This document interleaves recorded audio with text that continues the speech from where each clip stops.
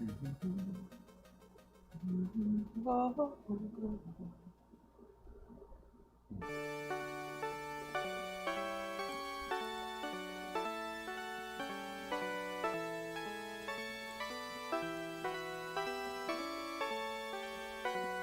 don't get it.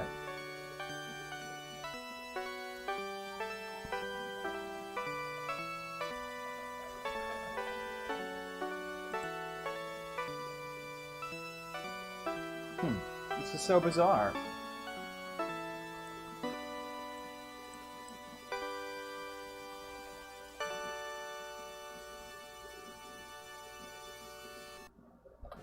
Hey Lizzie, are you here from Twitch or are you here from YouTube? Can you tell me?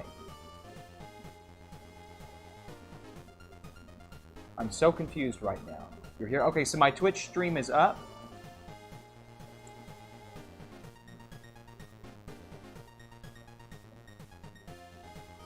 Okay. Okay, let's see. Alright, cool deal. Alright, let's see if the, can somebody check to see if my YouTube stream is up? Okay, so the YouTube stream is up too. Okay, cool. Everything looks to be okay. In a very sexual way. Give me just a second here, guys. I'm just checking some stuff out. I'm checking my own body out. You guys, you know, I'm sure you're familiar with that. Alright, let me just see if there was a Twitter notification.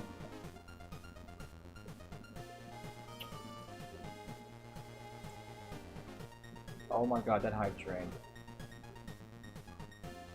Oh, great, okay.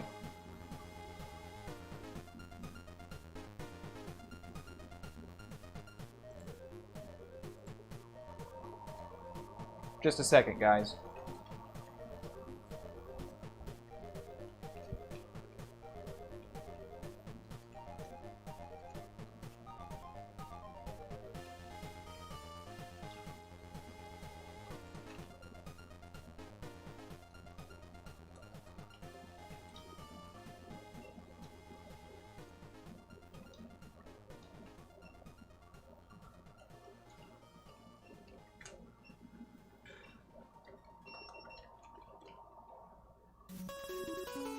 Okay, both are live. I was trying to find a way to get this restream chat combiner working so we can combine both chats.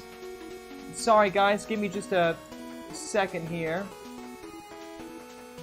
To activate chat, please enable channels here. Channels are enabled. So I'm very confused as to why this doesn't work.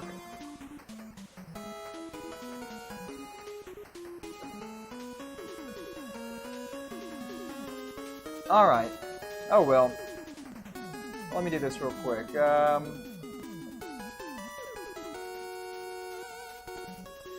And this thing is such a POS. Alright, 1 second, guys. I'm getting there.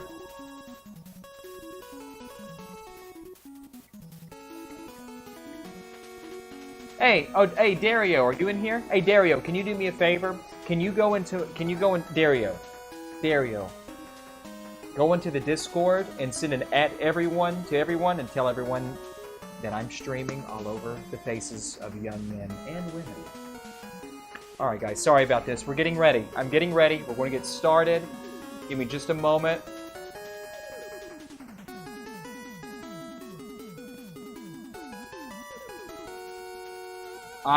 Guys, I'm really sorry about this. I'm going to pull up the YouTube chat and the I'm going to pull up the YouTube chat here, and I'm going to pull up the Twitch chat right here. So now I can see both. Okay, guys, how's everyone doing?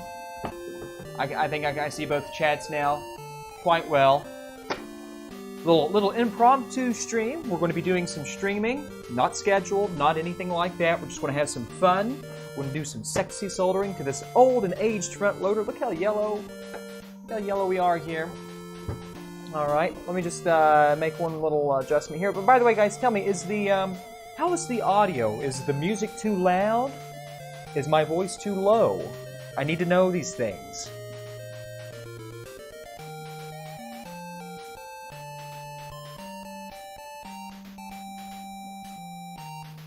There we go. Okay. Sounds okay to you? Perfect audio. My voice is fine. Music is a bit loud. Okay, let me just pull that down. Just a bit here. Okay, does that make it any better for you? Is it softer to your body? Is it softer for you? Everything okay here? I'm just checking YouTube. I'm checking the twatters. All right. Okay, here we go. Dario, did you do it? Did you do what I asked? Did you do it, in fact? Hold on, let me get me some... Now, I have my own tunes I play. Thank you, Dario. God bless you, and good luck. All right, hold on, guys. Give me just a second here.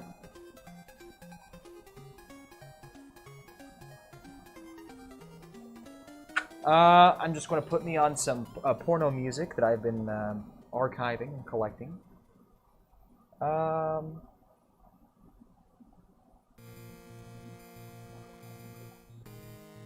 Give me just 1 second. All right, so there we go. Okay, we're in good shape. Here we go. First of all, how is everybody? How's everyone doing?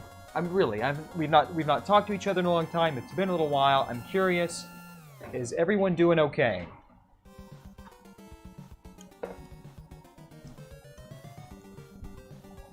You know, we're getting through this. We're getting through this goddamned fucking COVID-19 together. It's the only way we are going to get through this. We have to work together. We have to be together. Nut to bud, as far as I'm concerned. Okay, guys, so here we go. We got a, it's just a little loud for me. Hold on. Sorry. That's better. Now, we have this good old-fashioned NES front loader here that was sent in by a customer. And we're going to be installing the good old-fashioned NESRGB kit, as well as this beautifully 3D printed multi-out connector that will make this totally compatible and compliant with HD rectal vision cables, in addition to your traditional SNES, Nintendo 64 AV cables and SCART cables. Now, for those of you who don't know, I have been testing this little connector for probably at least 2 months now, maybe a month and a half to 2 months. If you don't know, this was designed by the very, very legendary Greg Collins in our community, Laser Bear Industries. He is responsible for all of the perfectly designed 3D printed components and parts. Whoops, sorry, I didn't mean to bump the mic there. That we use. The GDMU's SD card slot, the GC loader now has its own plastic unit. The Noctua fan mod for the Dreamcast. Phenomenal guy. Been a real pleasure playing with this. Alright, so here we go. Hope everyone's doing well. You know.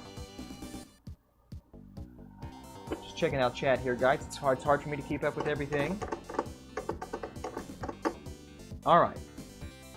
Let's get started. Any questions before we get started on this? Any questions? I'm ready to answer them. I'm ready to submit to you. Oh, speaking of that, let me make sure I have a capacitor here, because we will be replacing the power filter cap. I'm doing great, Caroy, however you say your glorious name. All right.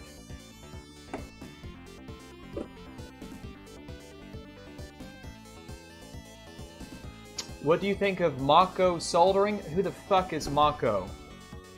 M-A-H-K-O? Never heard of him or her. Alright, so we've got work to do. Let's get started. Let's have interactions with each other. Let's take it apart. Now let me just make a quick change here.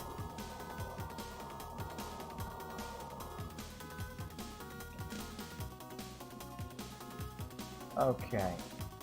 There we go. Much better. All right. Can you guys see me okay?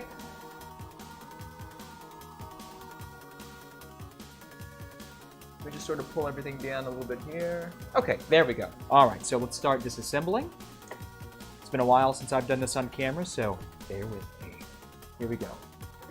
Oh, I like to put it in you. Oh, all right, we're just going to zip these bad boys out of here. Right here, 1, 2, 3. Oh, I bumped the camera. Ooh! All right, let's just shake, topple and flopple those screws right out of there. Beautiful. All right. We're there, kids. Let's pop the top off. Here we go. Boom. There she is, boys. Now, clearly, somebody has evidently been in this system. As we can clearly see, there's no top RF shield. And the screws here that hold the RF modulator into position, those are missing. So, you know, this is very common when you're working on these front loaders. People like to get in there and not put shit back. It's just sort of the name of the game. All right, so here we go. We're going to just zip out these screws that hold in the cartridge tray. Real quick, like, zip these out. Ooh, Daddy, ooh. Okay, now keep all your screws together. That's very important. Keep them all together.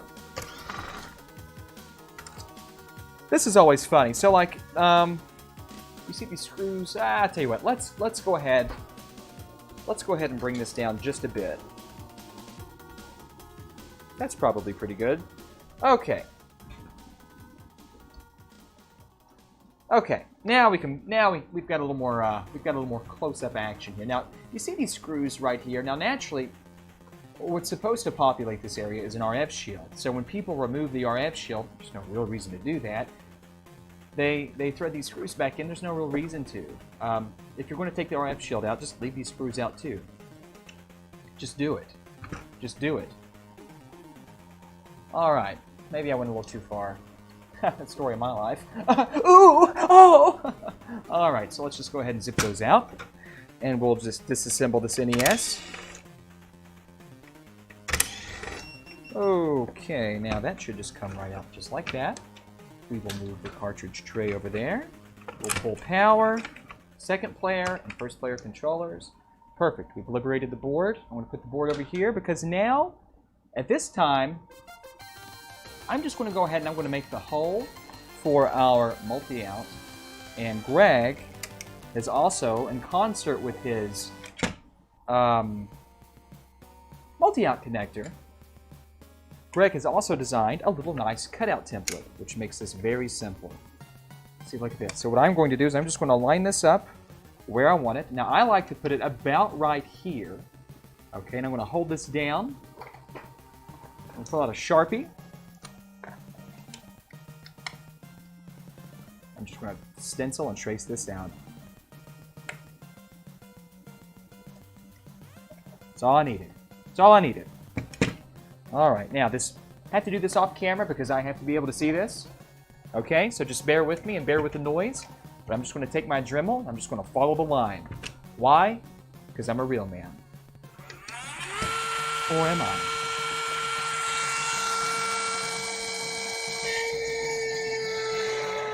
Ooh!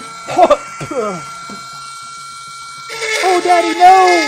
No, Daddy, don't do it this time! I'm a good boy!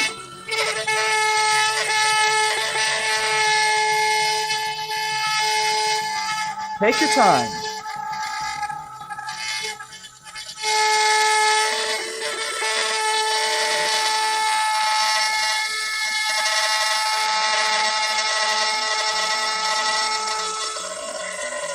Okay. That's what we have so far. Notice I'm just following the line. I want to reintroduce.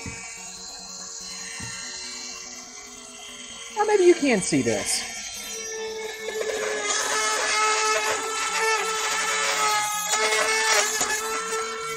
There we go. Now I can see. Now watch this. Just follow your line.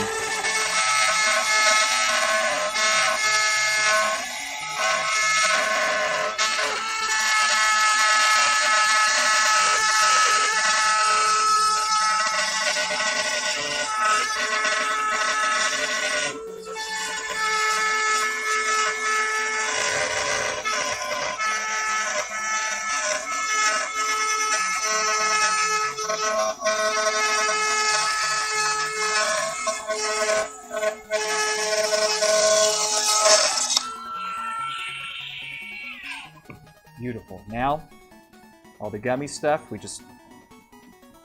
Where's my little tweezers? I want to do this off camera because I have to see. Just go around the sides.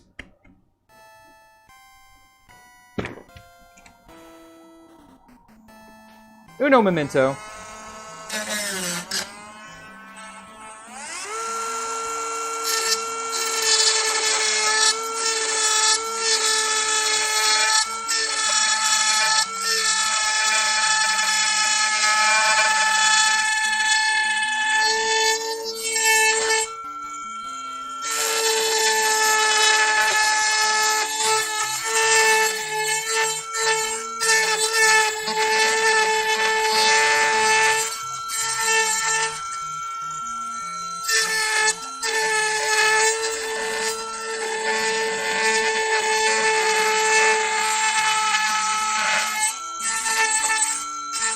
Beautiful.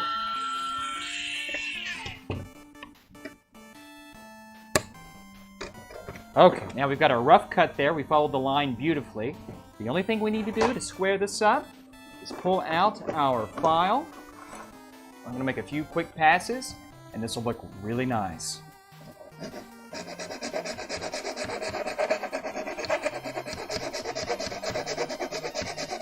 just going to file it down. Very, very gently.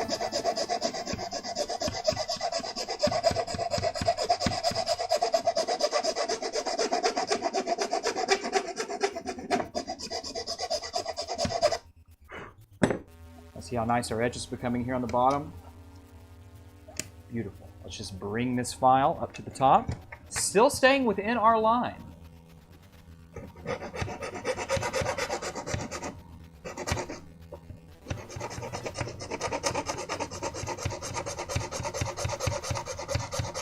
Nice and easy. Remember, we can always take, well, we can only take so much material out of this. So less is more, my dear friends.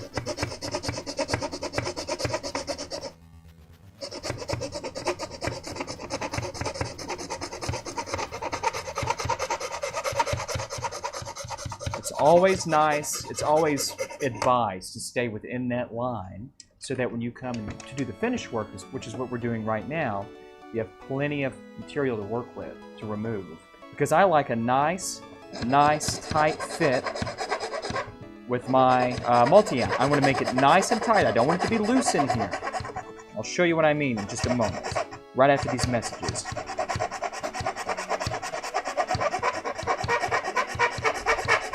Ooh, I'm going to file you all night.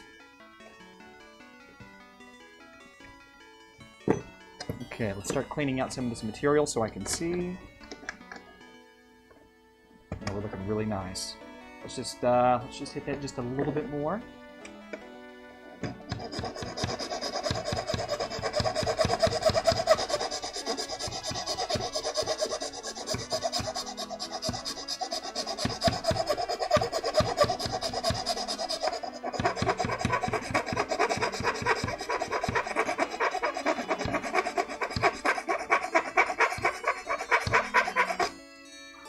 Yeah, now we're talking.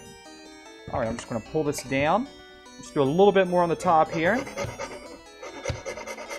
Get this nice and squared up. So just use the Dremel to get our nice rough cut, to just get rid of most of the material. The real finesse comes with the file. The file gives you pretty much ultimate control of this hole that you're making, so that you can only remove just as much material as you absolutely have to.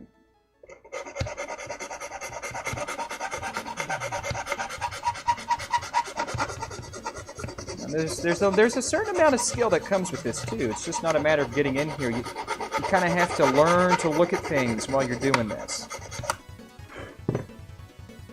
Now that's looking quite nice.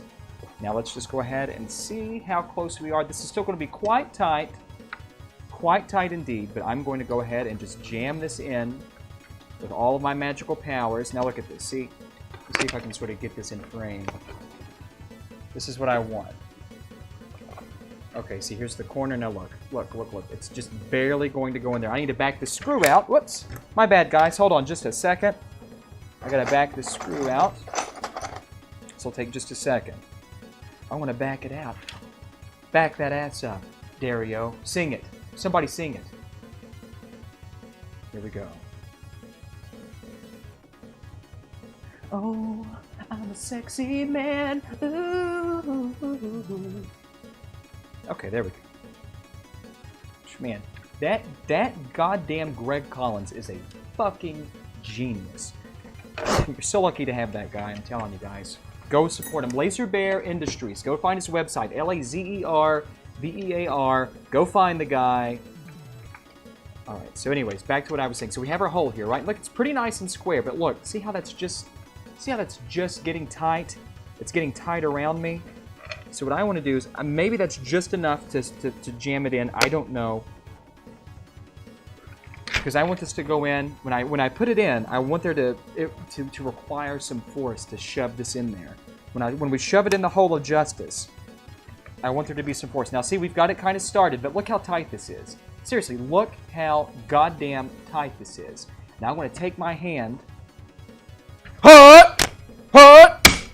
just like that. Perfectly square. Look at that beautiful, gorgeous ass multi-out. Thank you so much, Greg. You're a great man. You're a great, beautiful man.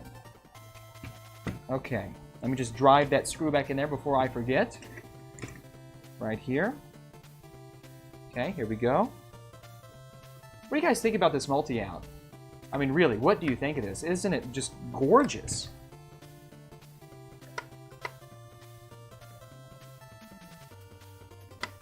Now, you may be asking,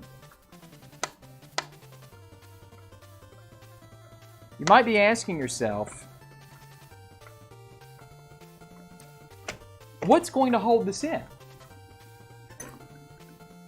What's going to hold this in? Well, this is the ingenious. It's a fittingless solution. We have this nice C-clamp here. It's basically a C-clamp. Now watch this. This is, first of all, this is a beautiful print. I mean, it doesn't get any sexier than that. But what we're going to do is we're just going to drive this in. Look at this. Now look at this. Look how this fits. This is so goddamn ingenious. Look at this. Oh, I break the tab off every time. Whoops, didn't mean to break the camera, but look at this. That is truly glorious in every way imaginable. Beautiful. Beautiful. Absolutely gorgeous. So everybody go hound Greg Collins. He's amazing. He's amazing. Okay, so we have... That's all the case tooling, guys. That's it. That's it. We'll put this to the side. Okay, let me ask you. Do you want to see my secret palette switch trick? Or do you want to go ahead and do the soldering and stuff? What do we want to do first? I'll leave it to you. Do you want to see the palette switch trick? Or do you want to get the soldering out of the way? Okay, let's see the secret. Okay, so... Show me all your secrets. Well, I'm working on it. So here we have an NES front loader shell, right? A lot of people now, traditionally, when they're doing these, you know, we've got the multi-out right here in the back. They'll jam the switch back here. Now, several years ago, I wrote a little write-up about this. A lot of people, especially in shipping, when you have that little pallet switch poking out, has a tendency of breaking off or being damaged because it's trying to poke out of the box. Nonetheless, it's just ugly to look at. This is not nearly as offensive to the eyes as a pallet switch, in my opinion. So what I devised several years ago was a way to hide and conceal that pallet switch. Now, what I like to do is I like to jam that son of a bitch right in here. Now, I do it in such a way that when I put it in right there, that the pallet switch fits into this little position right here, and the side wall of the case, of the front, of the top of the shell, acts as sort of a vise or a wrench that lets you sort of screw the pallet switch into position without using any tools. So would you guys like me to show you how to do that? Would you guys like to learn this from me? Yes or no? I want to see all the chats. Oh, I'm sorry, guys. I've not been paying attention to the YouTube chat. Sorry, it's so hard for me to do that while working. Lord Gimbley asks, he says, I really enjoy your videos, especially the douche videos. Hey, Lord, God bless you. Thank you so much for your donation to the channel and to me. And there's more douching where that came from, brother. I promise. Let's see. I'm just catching up here, guys. Sorry. All right. Everything looks good here. I'm sorry, guys. I'm just catching up on the chat. So sorry.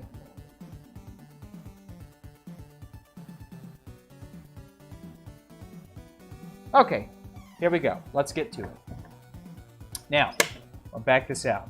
So now, first of all, you just have to be aware of where certain screw bosses are and where things are internally to the NES. But what I like to do, as you guys have seen in pictures, I like to put the little bastard right about there. That's where I like to do it. And I'll tell you why. There's a little secret. There's a little trick to this. Okay, now if we flip this over, if we take a look, and we zoom in, look at this. We already have a little guide here that's going to help us in positioning and placing our drill bit so that we put our drill bit precisely where we need to put it so that our hole lines up perfectly with where we see things in the top. Okay? So that's what we're going to do. We're going to use that little circle in the plastic, in the flashing, to sort of be our guide to the stars. So what I'm going to do is I'm first going to turn this over. There's our spot right there. I'm going to begin. Let's see.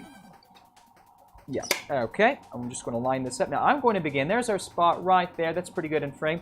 I'm going to begin just by taking my drill with a small bit.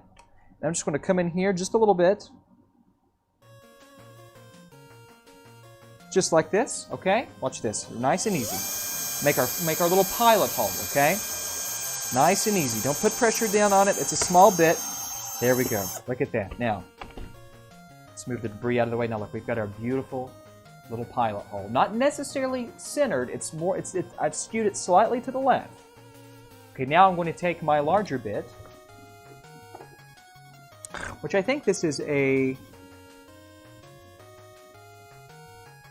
Okay, yeah, this is a 5 mil. This is a 5 mil bit, and it also has the threads to thread plastic. Pretty nice.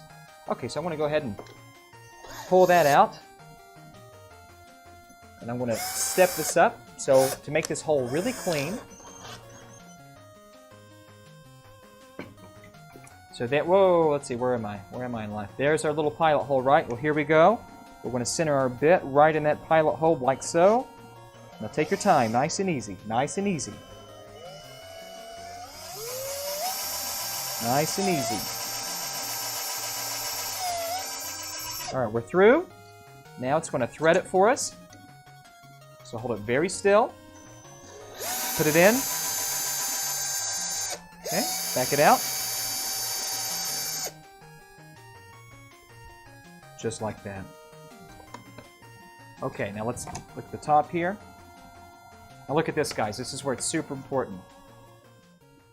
Because we use that hole as our guide, and I've done 1,000 of these, look how close to the sidewall we got.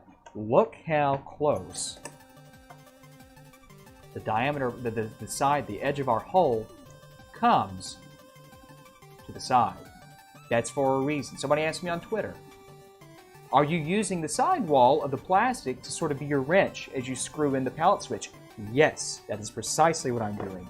And if I could find my pallet switch, might have to go up a size on the drill bit. I might have picked up the wrong one, but if I take this off, it's time to penetrate.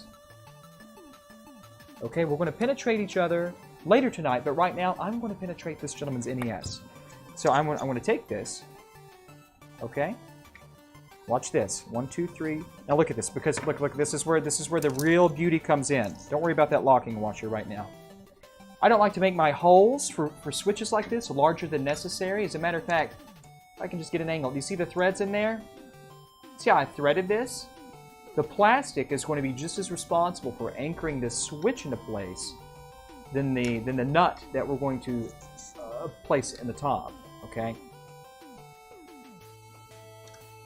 That's what's going on here. So here we go.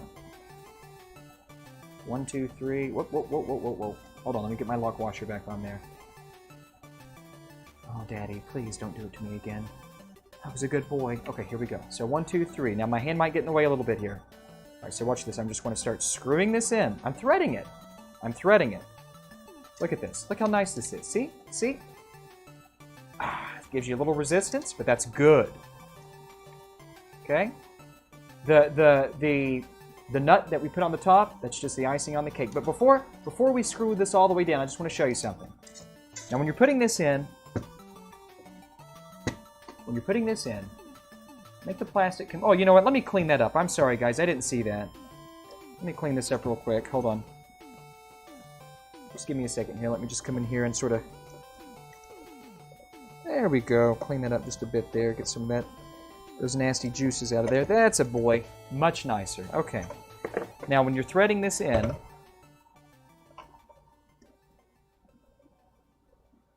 me explain this in just a second. Okay, I'm going to thread this in so that the top of the metal here, where the threads start, is pretty much level with the floor of our plastic here. And there's a reason for that too. So watch this. I'm going to bring this in.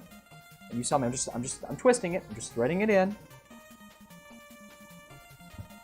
See, I'm threading it in. Now look, look, look, look. There it is. It's starting to come through. I just want a little bit of thread showing. About like that. Okay, good. Okay, blow it hard. I know most of you are good at that. Now this is where the cool trick comes in. Watch this. How the hell are you going to get a wrench on that to tighten and torque this down? Watch this. Watch this. Okay, now watch this. Okay, watch this. I'm just going to hold it. I'm not using my tweezers to grab a hold of it. I'm just using my tweezers, as you can see, to hold it flush. Just to hold it flush. That's all it's doing. Now watch this. Get maybe a half a turn in there. Oh, hold on. Maybe a half a turn.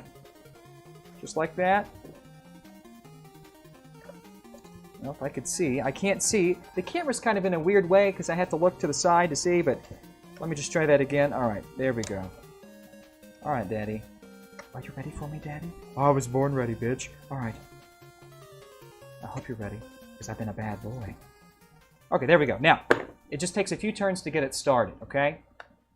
You're done. The only thing you have to do now, watch. I'm going to turn this bad boy. Watch. Self-tapping and self-tightening. We're just using the sidewall sort of as a fulcrum or as a wrench so that when we do tighten this bad boy up, watch this. Oh, God, that's tight. See that? Now look at that. Look at that.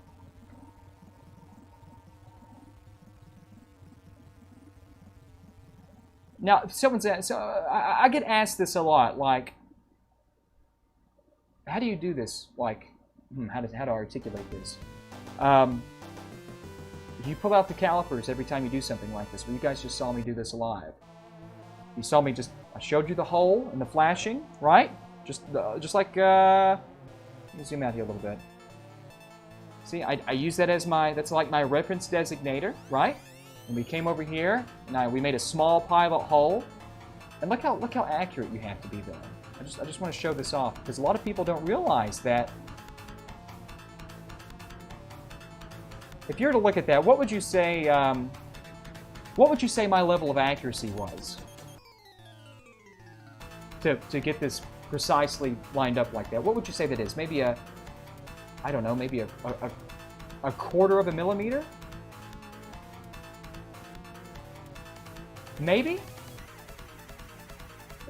I don't know, but that's maybe a millimeter? I don't even know if that's a millimeter.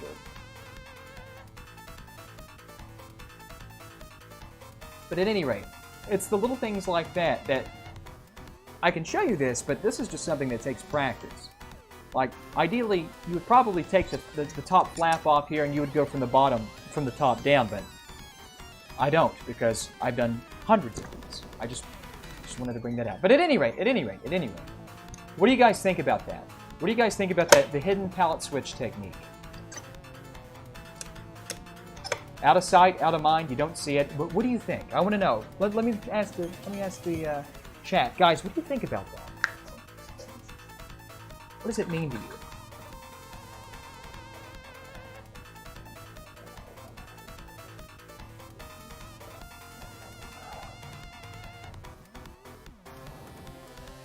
Consoleizers are destroying history, and Voultar is okay with that. What does that even mean? Retro RGB is a shill. I agree with that. God, I think everyone does, right? Oh my God. This place is awesome.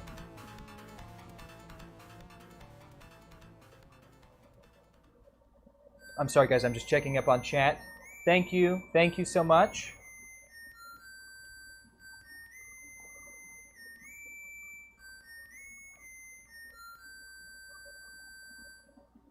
Let's see.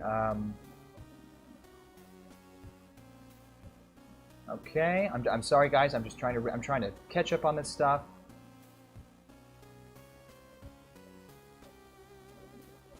All right. Let's just go ahead and do a good old-fashioned banning there. All right. I like to ban that guy. I agree, though. He was right. Retro RG Bob is a shill. Sort of. Not really. All right. Guys, let's move on. Let's keep going. Now, we've got our palette switch out of the way, and we have our multi-out out of the way. Let's bring the main board back into position here. And here we have this. Now, let me just make sure this customer is getting what I think he's getting tonight. When he gets home tonight, you know what else he's going to be getting. Oh, what was this guy's name? This guy's name was Harry Balshanya. Okay. All right, Harry, let me just make sure, because he may be in receipt of a expansion audio mod. I don't know. So let me just look up that, because we'll have to build one of those really quick.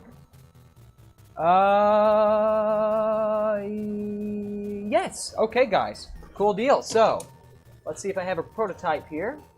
I do. Very nice. All right. Check it out.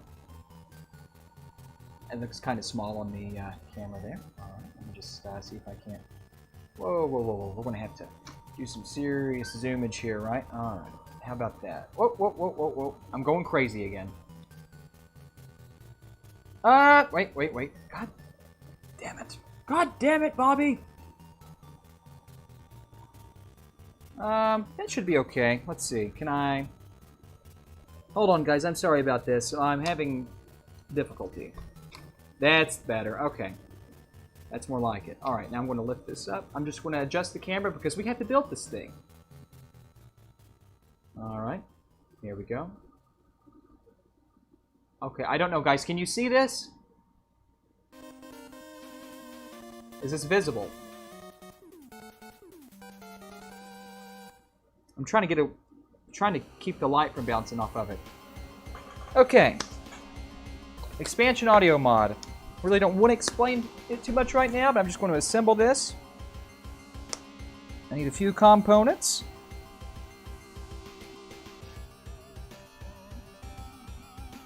Okay. There's a 1K.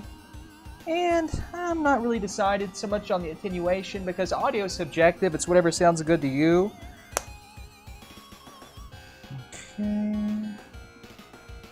Okay. There we go. Now, I'm going to grab my iron. And I'm going to grab my... Yep. Okay.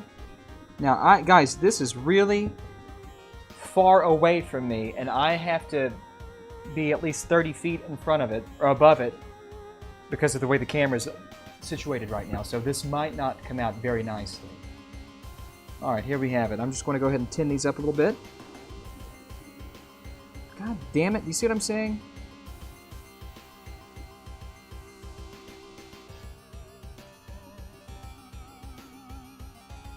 Okay, sorry about that, guys. It's so hard to see this stuff. Okay. Let me just move this down a bit here if I can. Okay. I'm going to come in here with the 1K, and we're just going to put our 1K down. Boy, I really can't see.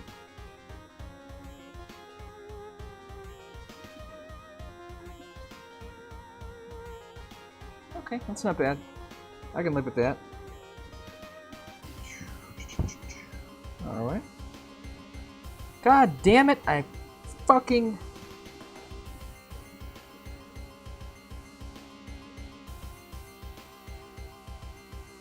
Okay, that's pretty good. Now I'll just contact on the other sides here. Give me just a second. I don't give a shit how this looks. On camera, you guys know what I'm doing.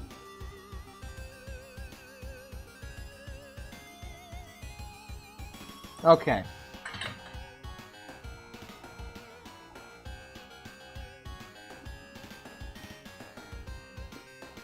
There we go, guys. Okay, those are beautiful. Those are good welds. Okay, good fillets. All right. Not bad for a blind guy. Let me just take off the little mouse teeth here, the little mouse bites. Okay. Let's zoom this out.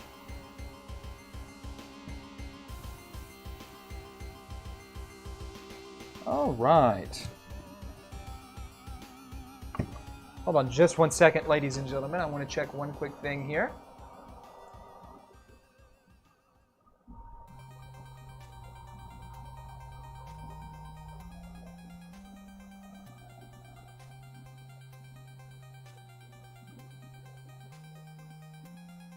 All right. Sorry. Okay. Let's get this in frame. Okay, that's pretty good. I'll zoom out just a bit. It doesn't need to be that tight, I don't think. But we can make it a little tighter than that. Okay. That's not bad. Okay, that's reasonable. Now, expansion audio on the front loader is a lot easier than, say, doing it on the top loader. But the top loader is still quite easy now. But at any rate.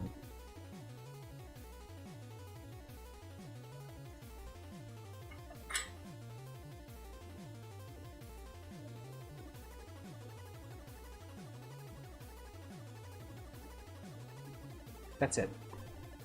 That's it. Tin up your pad, and you'll run your conductor to terminate the expansion audio into the NESRGB, or you can mix this back into the NES's onboard audio circuit. You're done. That's all there is to that. That's all there is to that. Got a few more little things to do as far as testing goes, but that's almost ready for the limelight. Now, I'm going to back the camera up just a bit here. That's probably okay right there. Okay, so I'm going to just go ahead and... Oh, sorry, guys. We're going to pop the capacitor out, because we'll be replacing that for the customer.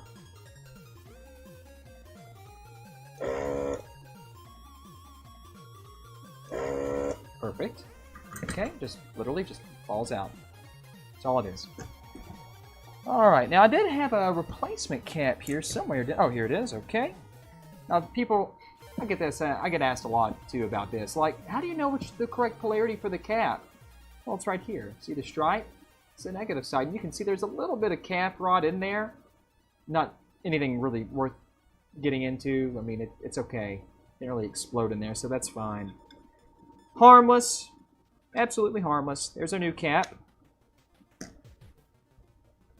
Fits in there beautifully, doesn't it? I got these really nice ESR-rated, glorious capacitors I paid a fortune for. But, you know, my customers deserve the best. You know what I'm saying? That's how I roll. Alright, here we go. Uh-oh. My Kescher iron went to sleep. We'll solder this in, we'll zip this in, and we'll get right back to it. One, 2.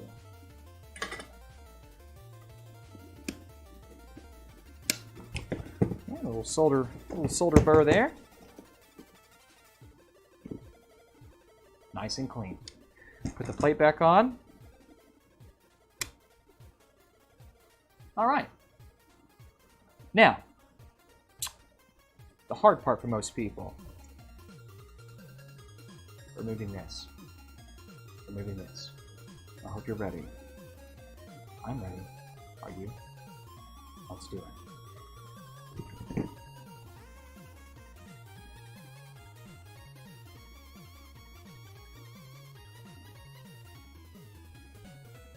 It's not bad. Okay.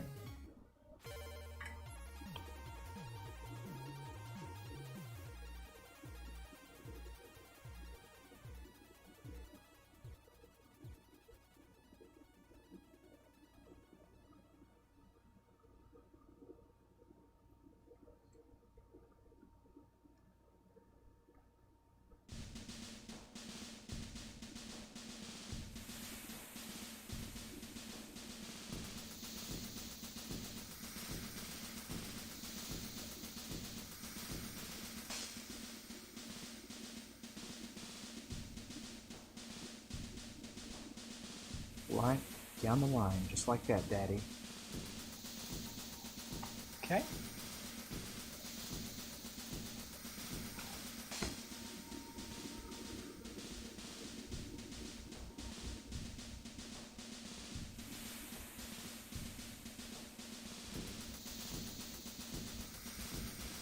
Take your time. Be very slow.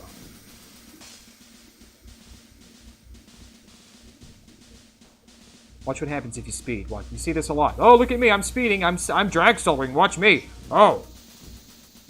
You sure did. Look at all the bridging you created. How dare you? Have I not taught you anything? Have you learned nothing from me? Alright, now we got some heat on our iron, so we can go with a little more speed. I'm going to come back down. Just make sure we thoroughly saturate all of these old solder joints nicely. Alright, I like to give a little more attention to this side because there's a lot more ground pour, and we'll just back it off like that. Okay, let's see what we have here. Everything here looks quite nice. I'm just going to clean up all this solder here. Just like that. Alright. Ready to rock. Now I'm going to zoom in tight, like a man should. Now remember, we talk about this a lot. Now the NESRGB has some, especially on the front loader, all front loader revisions have some significant ground flooding, okay? Now you have this nice, thick, beefy trace right here that's going to soak a lot of your heat. This is going to heat soak. Might have difficulty there. And these pins right here, EXT0, EXT1, EXT2, and EXT3, these are responsible really for these are 4 of the 5 bits for the RGB video that the NESRGB extrapolates video data from, palette data specifically. The 5th bit is embedded in the sync, which is pin 21 here. Super technical. Anyways, when you put your desoldering iron on these pins, here, here, here, here, here, maybe even down here too, it's going to probably soak a lot of the heat away because there's a nice thick ground pour here. I'm going to show you some tricks to deal with that if you run into that. We're going to start here with this big thick one. The main first trick I'm going to talk about is just patience. Typically on all these other joints, you'll do like maybe a 2 count. That means nozzle goes on, 1/1000, 2/1000, suck the juices out, pull the tip, move on to the next one. When you get to these thick traces here, maybe do a 5 count. I'll show you. So here we have it. I want to zoom in really tight. That's probably okay. Guys, can you see that okay? So what we're going to do is I'm going to come right in here with our T1000 juices. Alright, watch this. Tip goes on. Let's do a count to 5. 1, 2, 3, 4, 5. Now swivel and pull. Looks like a good pull. Okay, let's move on. 3 count, or 2 count. 1/1000, 2/1000, swivel, pull. 2 count. 1/1000, 2/1000, swivel, and pull. Beautiful.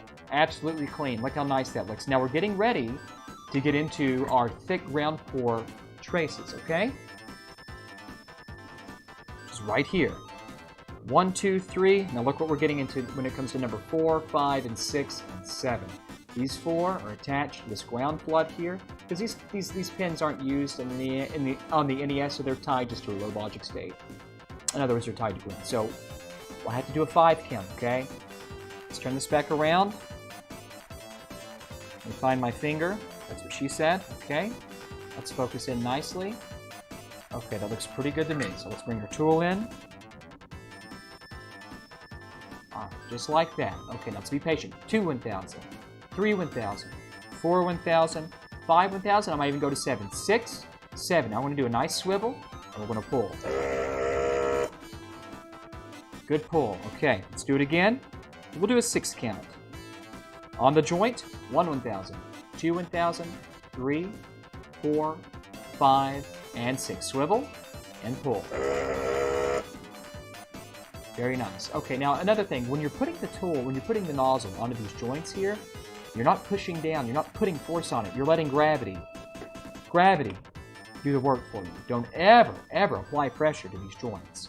These thermal reliefs can't take that, and you'll scorch and you'll pull plated pads and through holes out of the thing damn near literally. All right, everyone got that? Everyone understand? Everyone understand what's going on? All right, we've got a few more to do. Let's do a nice long count. On the joint. All right, 1, 2, 3, 4, 5, and 6. Do a pull. Okay. 1, 2, 3, 4, 5, and 6. Do a swivel and pull.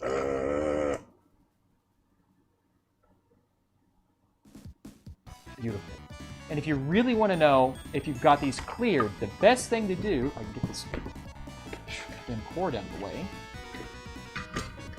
Take your board, hold it up to a light source, and if you see light coming through, you're doing a great job. And I do see light coming through, so now we can just zip through these. Let's see, where am I? I'm right here. Let's keep going. I hope you guys are ready for this. 1, 2, 3. I'm going to have sex with someone tonight. Doesn't make any goddamn sense. It doesn't matter. All right, here we go. Is that a good angle? I think it is. All right, here we go. 1, 2, 3.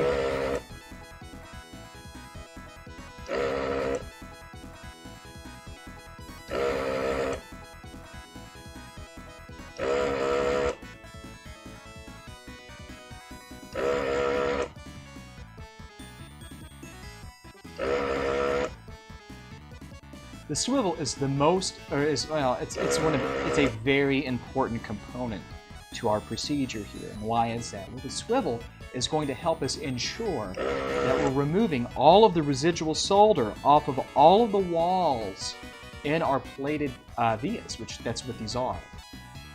It's important that we clear as much solder as we can off of the walls of these plated vias so that our chip doesn't snag or doesn't pull when we go to remove, because if there's solder still connecting just a little bit of the pin leg to the via and you pull this chip and you use force, oh boy, you're going to have fun reconstituting some traces, most likely.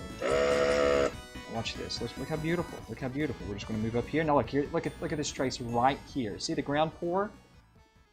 That could be a power pour. What is that? Pin 40? Pin 1? I don't know. I'm disoriented right now because of the way this is positioned. But at any rate, let's do a 5 count. 1, 2, 3, 4, and 5. Swivel. And pull. Just like that. Beautiful.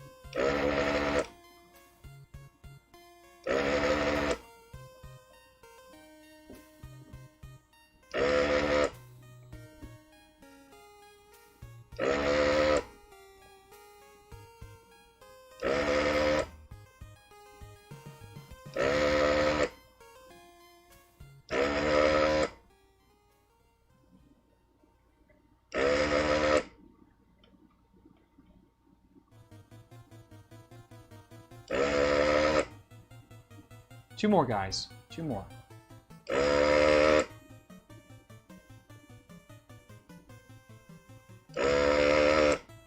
One more. And if you do this just right,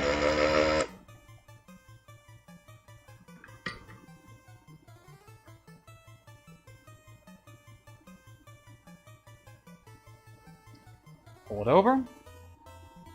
Okay, take your hand.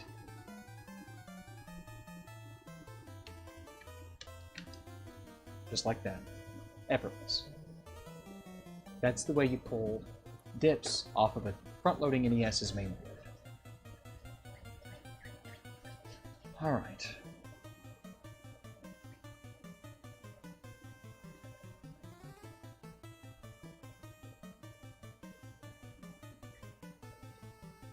Okay, what am I missing in chat? Sorry.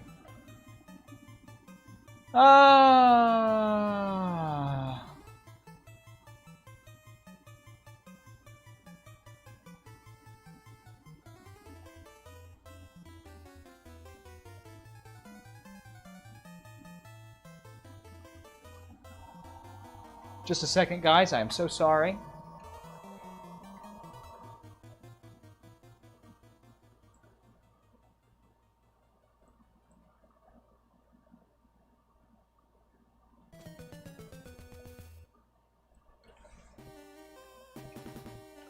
Okay.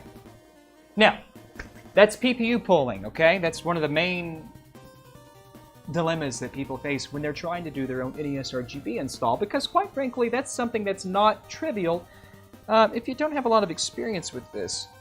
And so, and even people who do have a lot of experience, I noticed that they share pictures, especially mod shops, and they're very proud of their work, but you can tell that they pulled some traces, or they maybe didn't have the cleanest pull.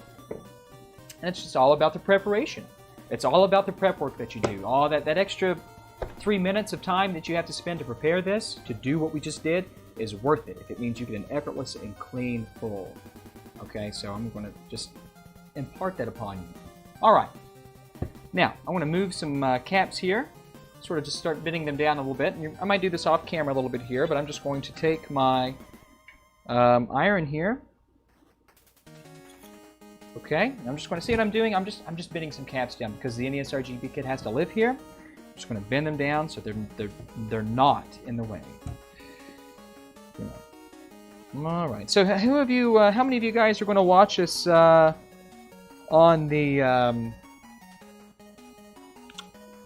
Let's see. On the what is that goddamn thing we're doing called? You know, the thing. The uplink thing, the virtual convention that Bob made us all agree to do. Who's going to be there? Who's going to be on the? Who's going to watch the Retro Roundtable reunion show on Uplink, which is hosted by the Long Island Retro Video Game Association of America? Okay. Who's going to be there for that? That looks pretty good. Oh, I hope you guys are there. All right, I hope everyone's there. I hope you guys watch it. It should be a lot of fun. I'm really excited to do it, and it's for a good cause. Is it? I don't know. All right, now there's just one little step here we have to do. Whoops. Let's get our audio connected.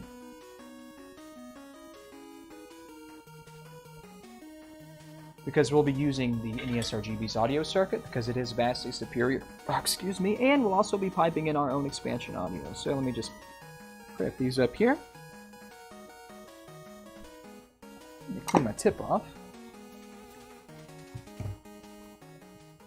Okay, here we go.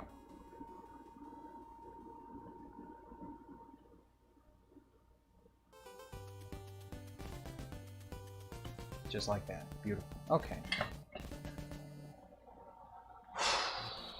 I need 2 conductors.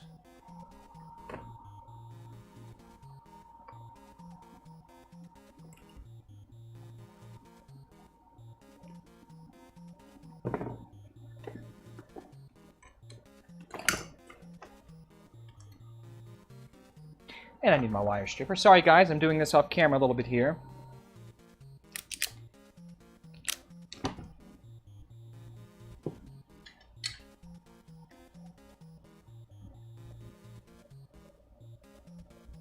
I'm just pretending wire. That's all I'm doing. Just pretending wire. Because we have to pull audio from pins 1 and 2 of the PP, or the CPU, which is very simple. Just gonna do a little prep work here, which we've done. I'll just give that a little bit of a flux in there. Okay. Guys, can you see that? Can you see that? Is it visible? Here we go.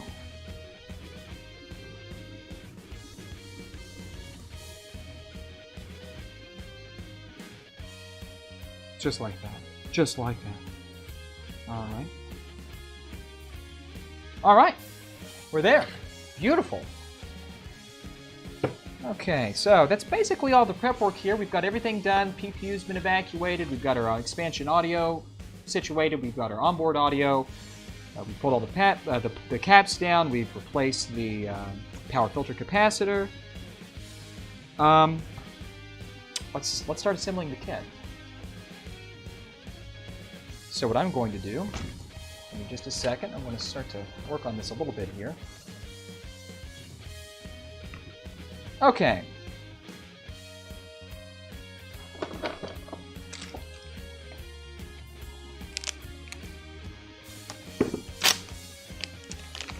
Now here's the NESRGB kit. Here are our headers.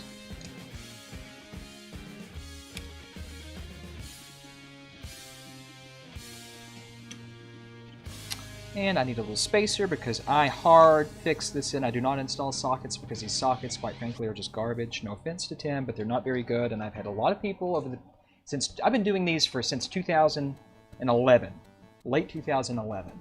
I've been installing these kits for almost 10 years. Can you believe that? And over the course of 10 years, in the beginning, I was using these sockets. And I had so many customers return these because guess what? They weren't getting good connection and they thought their system was broken, and it's just a matter of these sockets. The front loader was never designed to have socketed DIP42 package ICs, period. And so I understand, it can be a good idea, but these things do have to be shipped, and these systems can take, a good toppling. So I always, and the thing is, well, what if I have to get in there? What if someone has to get in there and replace the RAM? Well, if the person who's replacing the RAM is too incompetent to remove this board real quick so they can access the RAM, I want to find somebody else to do the repair for you. That's my thinking.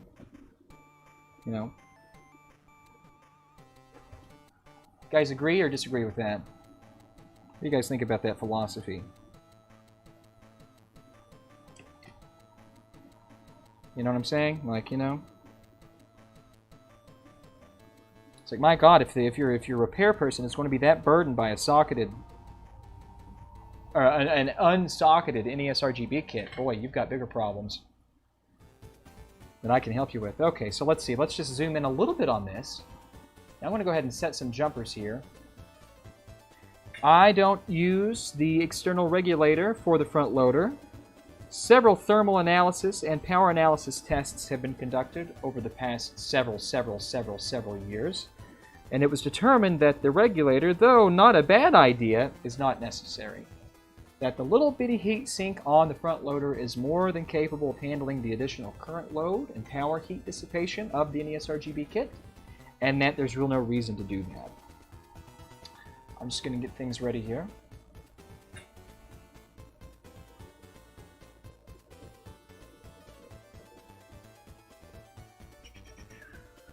Just like that.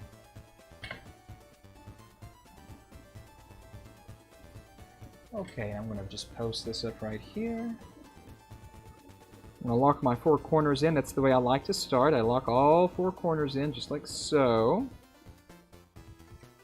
Alright, now I'm going to just take, let's see. It's so hard to get all of that in frame, but I guess that's okay. We'll just drag this baby, whoops, just drag this down.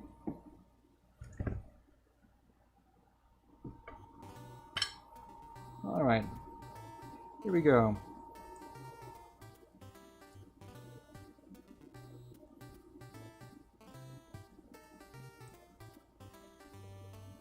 Okay, we rough it in, then we do our real pass. Now here's our real pass.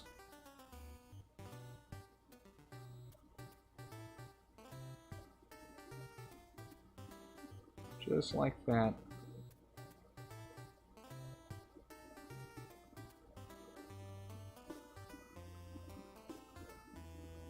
Oh my god, look. Uno momento. I need to look at something. Look at this. You gotta be careful.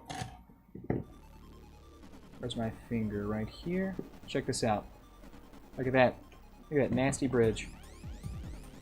Excellent opportunity to talk about this. So, how do we clear this? Well, there's a number of ways we could do this. Are we focused? Is that shot? Does it look okay? I need to know.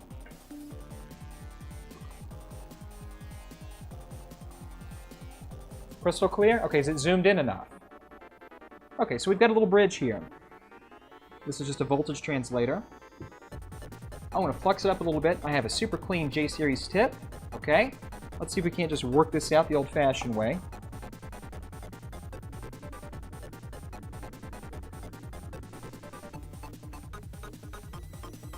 You know what? Actually, before we do that, before we really get into that, here's a really, you guys want to know a really cool secret, cool technique that no one really knows about because, you know, no one really knows about it. You guys want me to show you something awesome that's really useful? Probably more useful than anything else I've shown you today. Okay. Oh my god, I have a big bridge and I don't have the right flux to use. If I don't have the right flux, I really can't clear the bridge regardless of what I do. And I don't have any braid. But I do have some ribbon wire. I'll show you a trick. We've got some ribbon wire here, right? Okay. I want to cut off just a bit.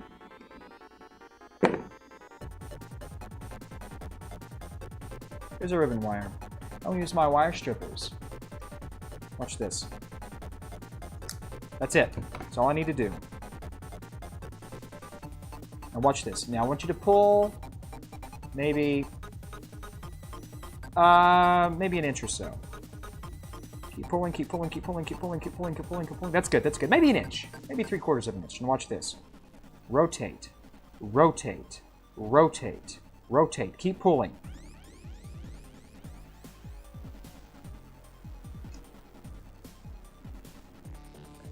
There's your braid. There's your braid. Now, you can either cut the end of it off like this if you want a nice dense braid. Just come right here and just cut like that. Okay? Now, to clear this, let's say you have some jelly flux, okay? Just like this. Now watch this.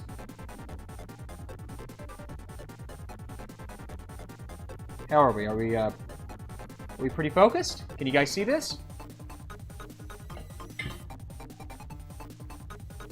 Okay. Here's a little Voultar 101 trick for you guys, okay? So here you go. You've got your blade. Oh. You've got your braid that we've made, our makeshift braid, right? Nothing but some cheap-ass old-fashioned ribbon wire. Okay. Here's our clean J-series tip. Let's make magic happen. Apply.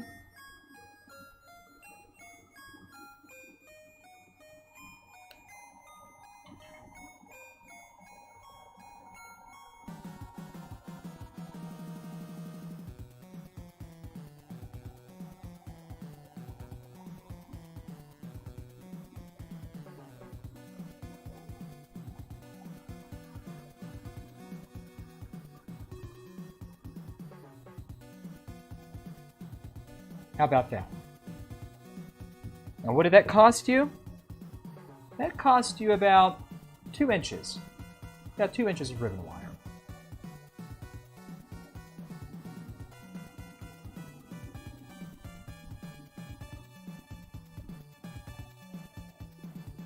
Okay.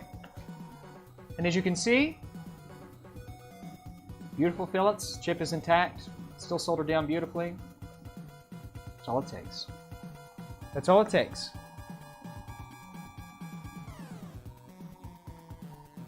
All right. So, some feedback. What did you guys think about that little trick? Pretty decent?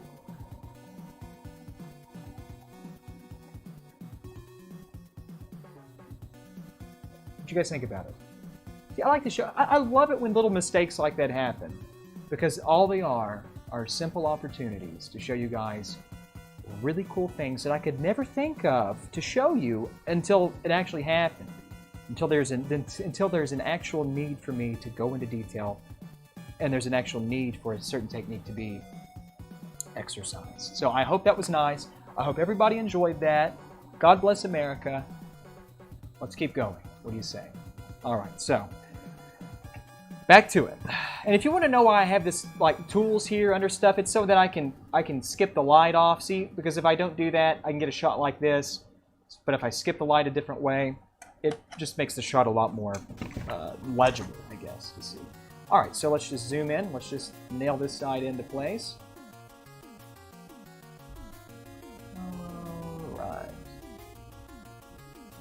All right, a little bead of flux here, a little nice no clean for the occasion. Oh boy, I really can't see this. Okay.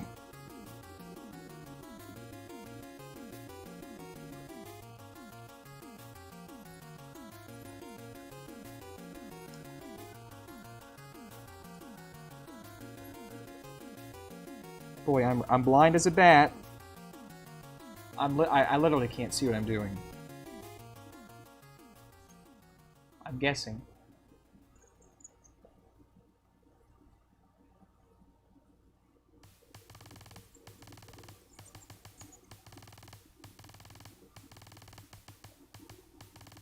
Perfect.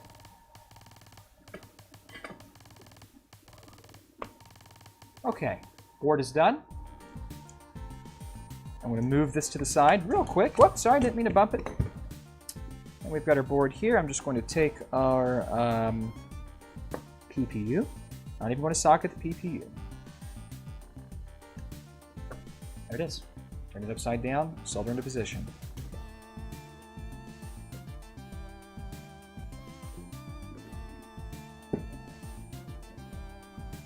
Okay. Guys, how's the camera? Is it have the shots and the zooming and all the super tight shots? Have they been? It's hard for me to see this. Have they been fairly clear to see? I'm trying to get these shots, you know, as clear as possible. I gotta mill. You know what I gotta do? I gotta 3D print a little vise for this. It's so hard for me to hold this board and these NESRGB boards into position while I'm soldering. It's super difficult. I mean, it's not a problem if I don't have to keep it in frame, but if I have to keep it in frame, God, he just wants to slide around on me, and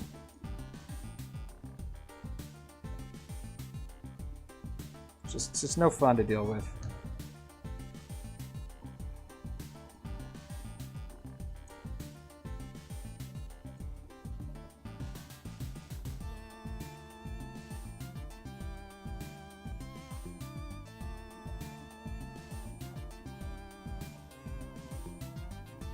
Oh yeah, beautiful fillets. Look at that, gorgeous, absolutely gorgeous. All right, let's just nail the other side down here. Let me ask you, do you guys get upset or bored or offended that if I don't pay a lot of attention to the chat? Because I have to be honest with you, it's really difficult for me to do this and field questions and capture the chat at the same time. I feel really bad about that, but ultimately there's no reasonable way for me of doing it, for me to do that. And I hope you guys aren't getting, none of you are getting pissed about that.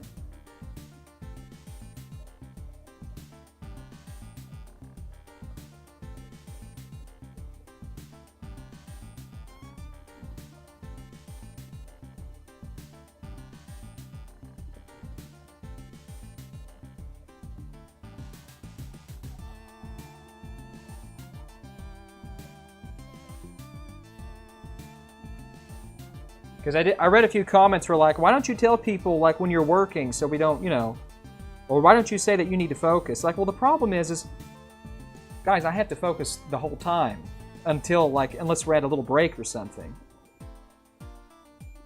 You know, this is not like a gaming leisurely sort of stream. I really am working hard.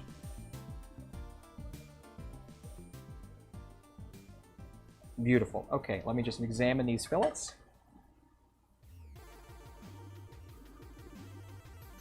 Man, I am fucking good, aren't I? Alright.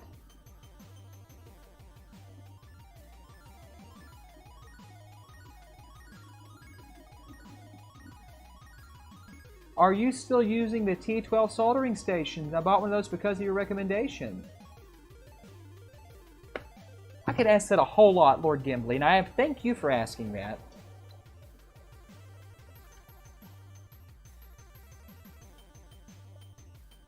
I made that video how many years ago? A year ago? Maybe almost 2 years ago? These are the only stations that I've used since releasing that buying your first soldering station video on YouTube. That's all I use. These are all I use. Okay? And, you know, I'm a professional. And I put all my Hako equipment in the house, other than my desoldering station. Because these Kescher T12 soldering stations are fantastic. I mean, they're fantastic. I would never, never recommend something that I didn't personally believe in, and that I personally use. Okay? So I hope that answers your question.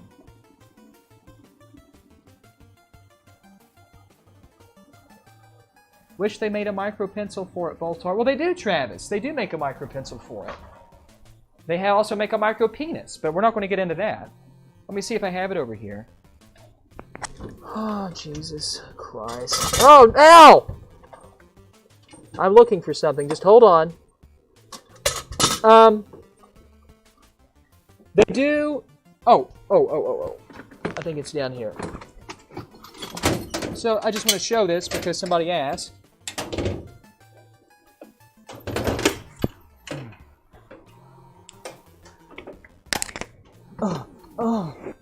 Oh no, don't put it in me tonight. So you have a couple of options in terms of sort of micro pencils. Okay, so the first option, which I like this handpiece too. This is a decent little handpiece, for sure. Okay, it's made out of aluminum. Or no, this is made out of aluminum. And you know, your tips are quite nice. Okay, you got a nice handle here. Okay. Okay. Now the other option, which is their super premium sort of micro pencil handpiece, is this. What did I do with the... Okay, I'll just use this one. That's fine. This little jewel right here. Super nice. Super nice handpiece. Super nice handpiece. I love this handpiece. I'm just using these because I like to change out equipment every once in a while. But it also has this beautiful aluminum stand. I mean, Kescher is making some pretty good stuff. Pretty damn good stuff. So you are not limited to just these stock generics or the stock generic handpiece. You're not limited to this at all. But I love it. I love the standard T12 handpieces that come with it. Oh God. Guys, I think someone's at my door. Can you wait? Can you give me just a minute? I'll be right back. 2 seconds. I think someone's at the front door.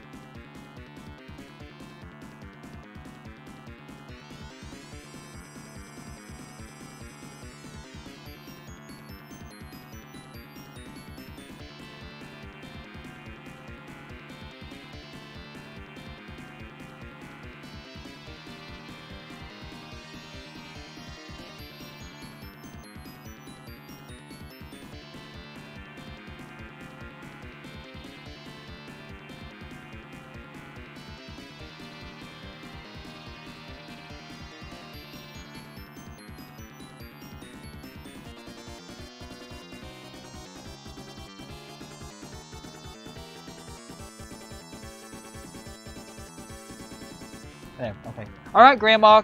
Alright, I'll see you later, Granny. You fucking old horse-banging skank. Oh, God. Oh, God, are you guys still there? Oh, God. Alright, where were we? That's my grandma.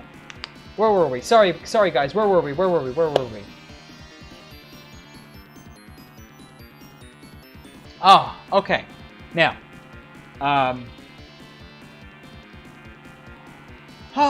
okay. All right, so, yeah, NESRGB board is assembled. All the jumpers are set appropriately here, and we're ready to put it in. So let's just go ahead and sort of fit this in.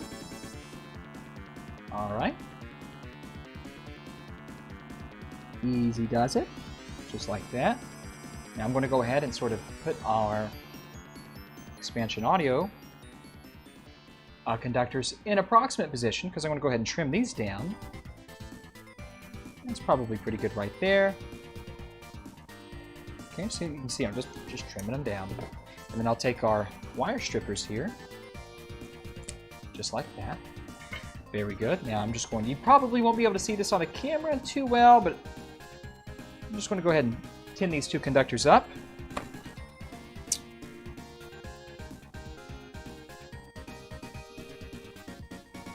Okay, we're just going to trim these down nicely.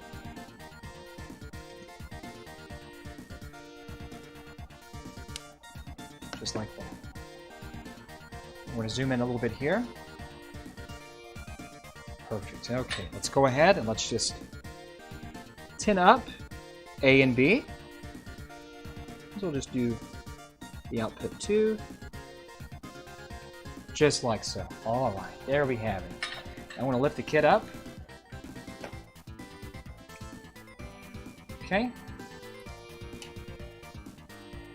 Just so it's easier to work with. We're going to go ahead and solder these in and terminate these lines.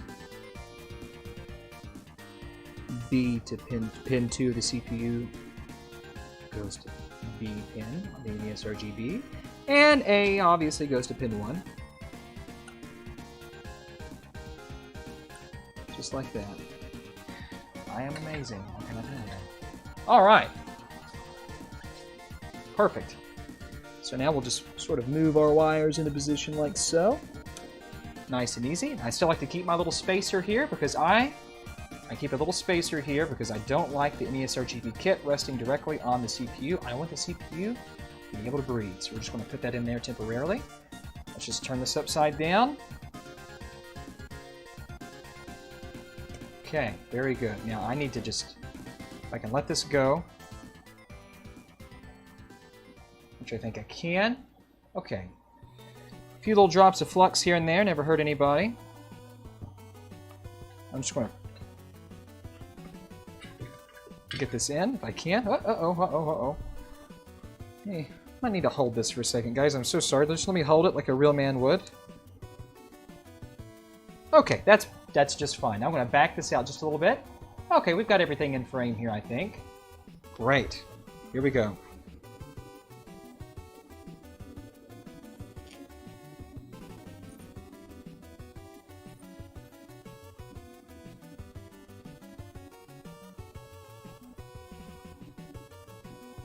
Now, how long have we been streaming, guys? How long have we been working on this? Just curious.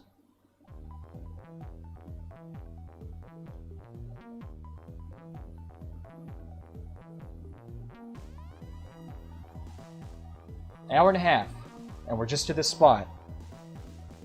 So anyone who says, well, I can do an NESRGB install with all the bells and whistles in 35 minutes and have it right done and right back in the box to be shipped to the customer, which Jesus, I've heard so many people say that. And I'm like, yeah, okay, let's see you do that. Let's see you do that on camera. And let's see how good it looks, too. Because I think you're full of shit. Anybody that you pay, if you're paying a modding service to install this kit for you, and if they say they'll have the kit done in 30 minutes by the time it gets on their desk, or 45 minutes, or even an hour,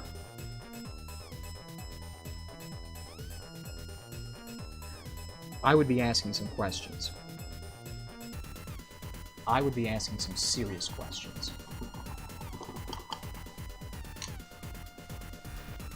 Okay, looking great. Now what I'm going to do is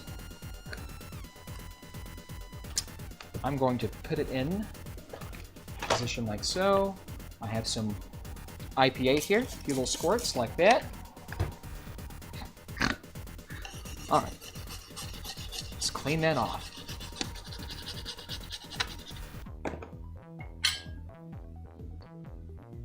Beautiful. All right, now let's inspect our joints.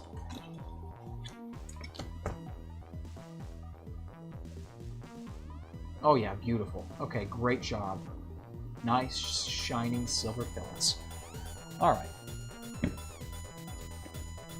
Here we have it, guys. So there's only... Oh, okay. Whoop. Expansion audio, of course. Very simple. I just need a conductor here.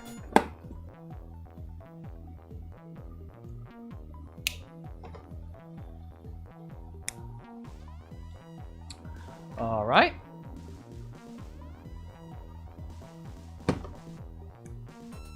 I'm just going to tin this off camera.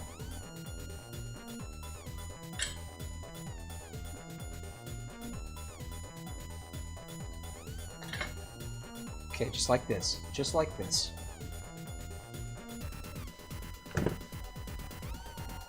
Ah, son of a bitch.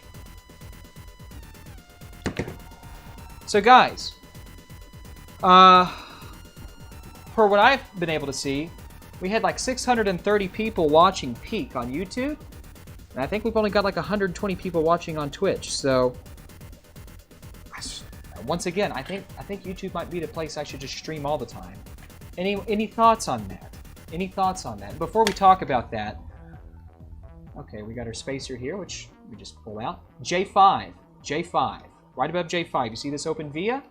This is where we're going to terminate our expansion audio. This is where this gets mixed in.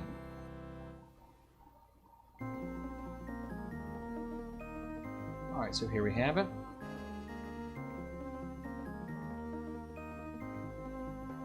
Is the bit rate okay? I mean, is the quality okay for 60 frames per second? I mean, does it look like a MPEG goddamn 2 nightmare? Or is it okay? I mean, is it reasonable? That's something else I'm curious about, just the video quality.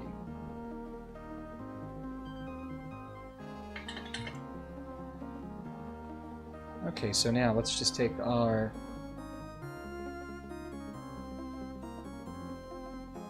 I'm gonna have to do this off camera. Sorry guys, I'm gonna have to do this one off camera. I got to be able to see this. You know, we'll just do this from the top. That's okay. Not a big deal. I usually like to go through the bottom, but it's okay to go through the top too. Not a problem. It's just an aesthetic thing more than anything. Okay, so here we have it. I'm going to do a contact technique where we just load up our tip with solder, and we have plenty of flux on there. I'm just going to make contact like so. Count to 3. 1, 2, 3. Contact. Just like that. Beautiful weld. All right. That's expansion audio. All right, guys.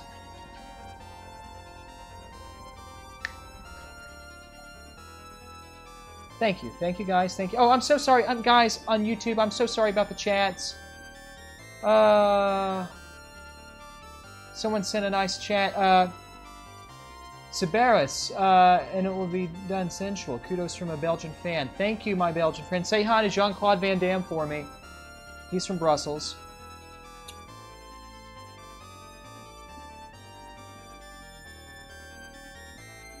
Okay, guys, sorry, I was just checking up on chat. Thank you for your support, Cerebrus. Thanks so much. Okay, guys. Alright, let's get back to it. Okay, here we go. Okay, what were we doing? Oh, yes, now, let's back the camera out just a bit. Somebody asked me for a DFO. Who said something about DFO? DFO. I don't know. We'll talk about it later. But alright, so now...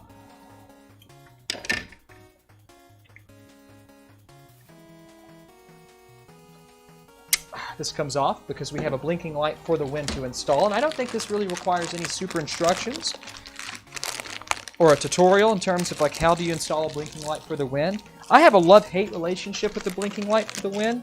I think that the idea is phenomenal, but I don't think that the connector for the blinking light for the wind is the greatest, for the simple fact that it's just too goddamn tight. You either have to have the hand of He-Man or the goddamn grip of Vader, even for the version 2 of the blinking light for the wind, to pull the son of a bitch out. And that's just my personal opinion on that. Okay, so I'm not a big fan of it. Other than that, it's a great idea. I think if they could just tweak this connector a little bit, it would be fantastic. You know, Jason Roush of Buttsex US, or I'm sorry, GameTech US, he had the same thoughts. You know, the connector was too tight, and he had some issues getting it. It took him a long time for him to get it, because he was a backer of the Kickstarter. And the guys at Arcade Works, Jason, after Jason had some criticisms, Jason still wanted to do like a bulk lot. Jason wanted to buy a bunch of these blinking light for the winds to put in his pre-modded systems. They refused to do business with him just on the basis of his review or his critique of the product. So Arcade Works, if you're watching this, that's a really shitty thing to do, and I don't think I'll ever be doing business with you either, just for that principle. So go fuck yourselves. All right, so here we go. Let's just get back into business here. And, you know, I like to be fair to everybody, but just because somebody doesn't have a rave review of your product doesn't mean that you're a cunt. That you should act like a cunt. Okay, so guys, like, check this out. I think I'm going to have to go really high up here to get this all captured.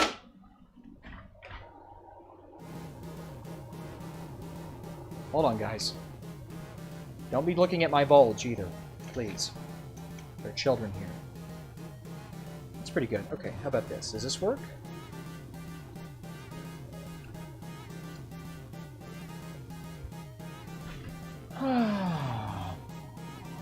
Okay.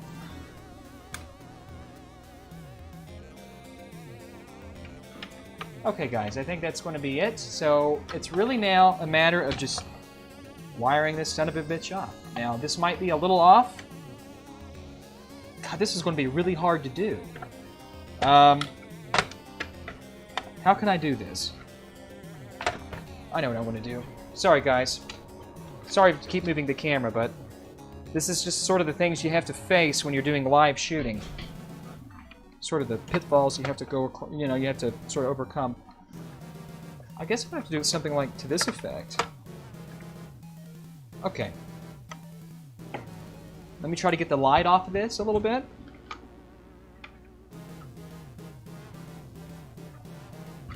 Okay. I think we might be able to make this work a little better. That's pretty good. Alright, can I get the light off of it, though, just a bit?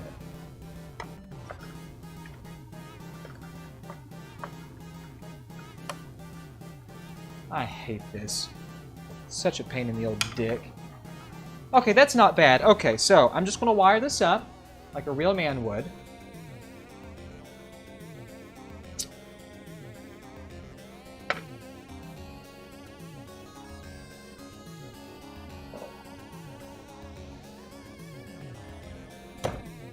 Sorry guys, a lot of this is going to be off camera. Okay, here's audio. Hope this is visible.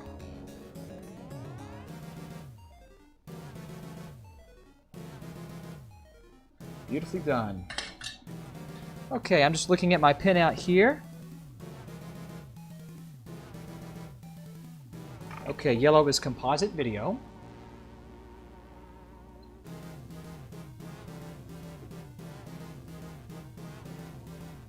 Okay.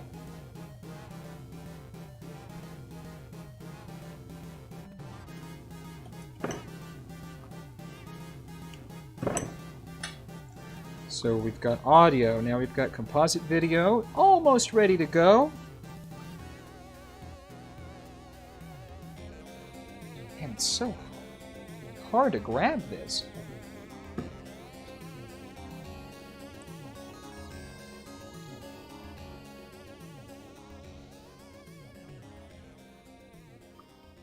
God damn it. Ah. Guys, you should see what I'm doing right now. It's crazy. Ah, god damn it. Solder went molten. Solder went cold. Alright, here we go. 1, 2, 3. That's what I'm talking about. I still don't like that. I can live with that. Okay, let me go ahead and tin these up.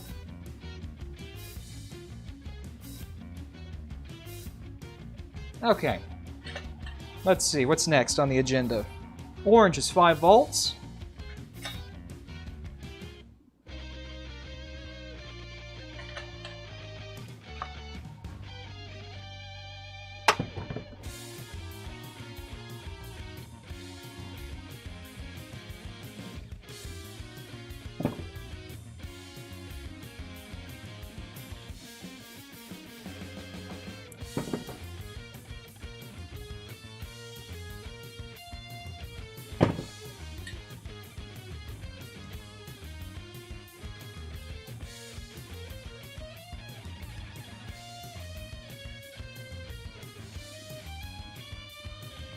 Beautiful. Okay, sorry about that, guys.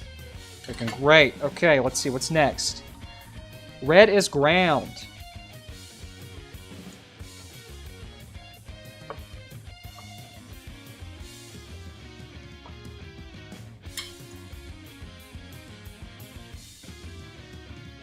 Okay, red is ground, no problem. Just gonna live right here.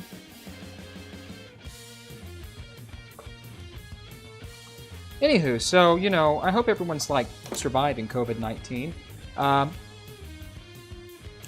Just out of curiosity, of you who aren't in the United States, respond in chat. I'd really love to know. I'd love to know how many of our my friends are from around the world, so to speak. Let me put a little hot love juices on that just to make this a little cleaner. Alright, here's our ground. I'm going to put it in tonight. I hope my grandmother doesn't come back out here.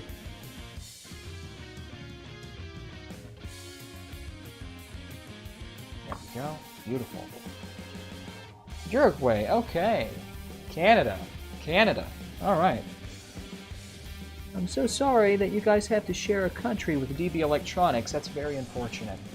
I try not to tell anyone about that, though, for your own sakes. Okay, let's see. Brown is blue.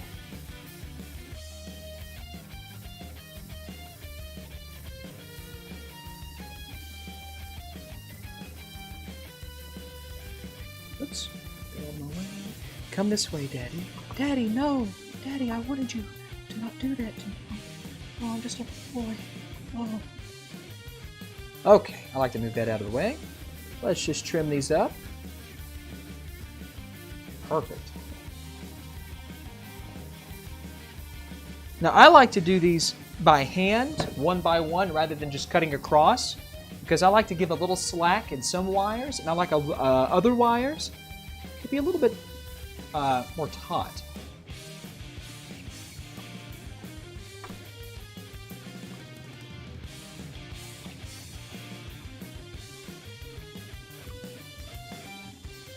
Okay.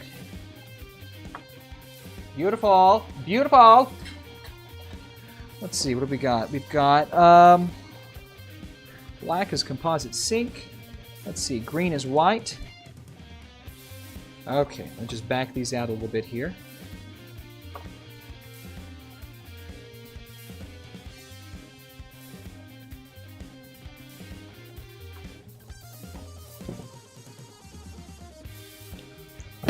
How many of you in chat have installed an NESRGB into any kind of Famicom or NES equivalent? Just curious.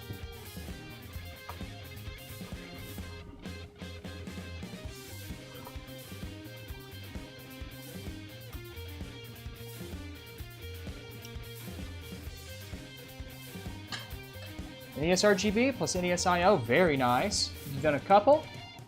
Dario's done it once.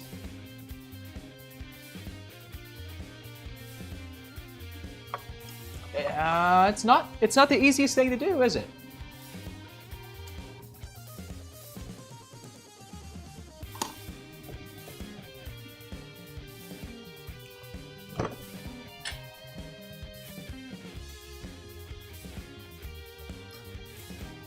little more flux on that because I can't see very well, and I want to make these connections as nicely as I can, despite the fact that I can't see too well. Actually, that turned out okay.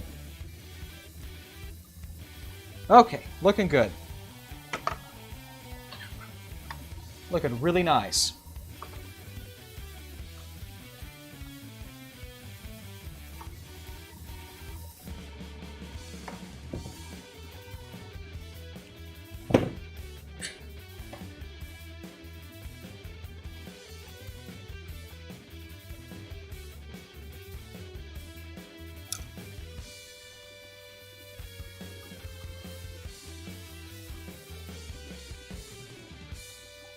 Oh, way too fast, way too quick on the draw there, boys.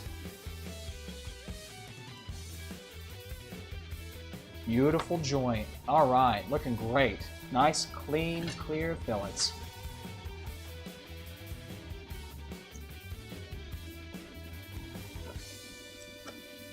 Uh-oh. White is blue. Oh, I'm sorry. Yep. Thank you, chat. I was speaking in my head and I wasn't paying attention. Let's see. White is in fact green. Okay. Sorry, it's going to get a little shiny for a second. Black is blue.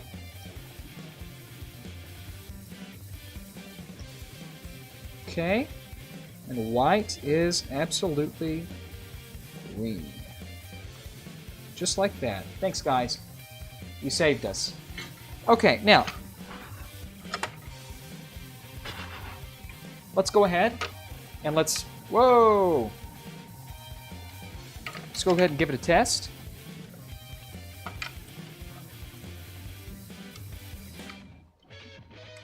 Just a real quick test here.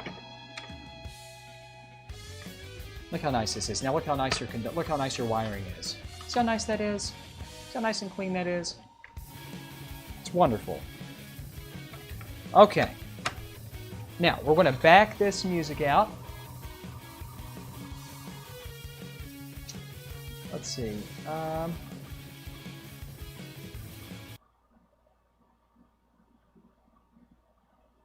Okay.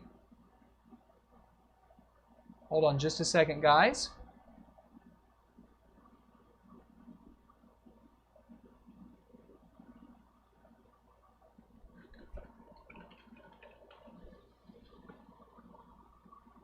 Let's see if we can't fix this up. USB video device. Good. Now, do you guys see the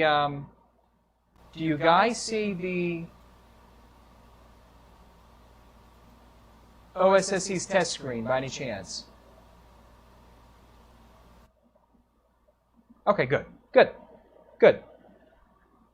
Let me just fix this up real quick.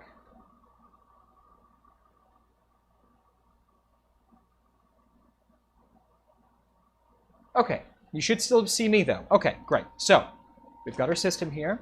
Now we'll be using, for our test, we'll be using HD rectal vision component cables. Okay.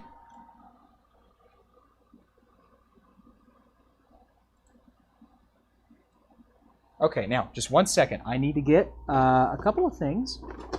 Now we're going to be using this Chinese EverDrive. Okay.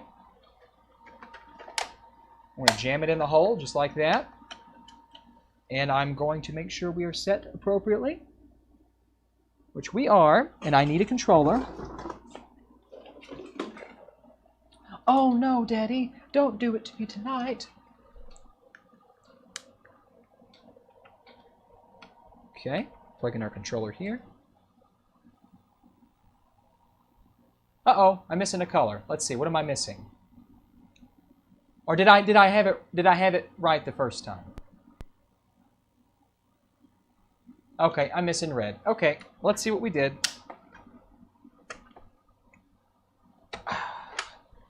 All right.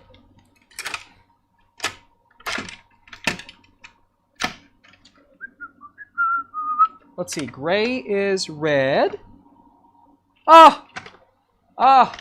Ah! Oh! Lord Helmet. Let's see. Okay, remember this, guys. Black is composite sync, and gray is red. Okay? I think I might have mixed those up. What did I say? Black is... Yeah, I mixed them up. No worries. Sorry, guys. Let me just fix this up. I blame Bob for that.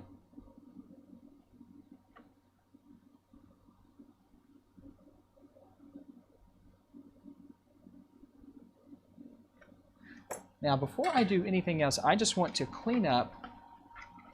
I want to clean that up. Well, you can't see that. Never mind. I'll clean it up later. Okay, let's see if this gets us red back. Let's see if our red connection is in good shape.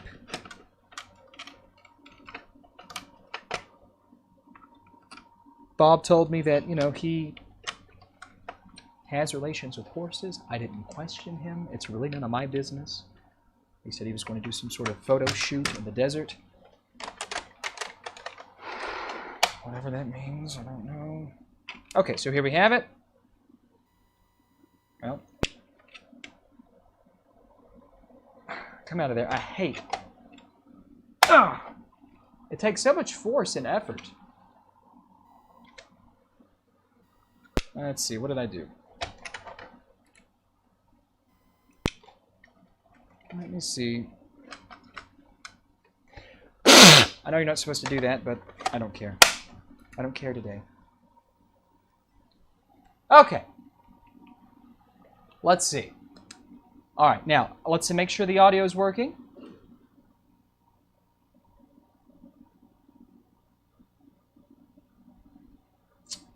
All right, guys, now this is where the expansion audio sort of kicks in here. So let me just... We should be getting audio.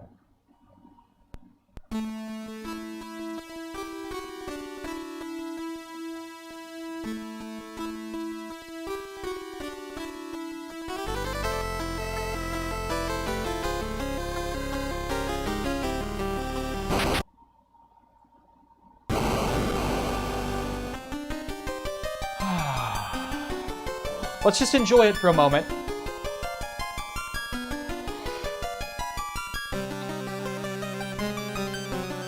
Mother of God.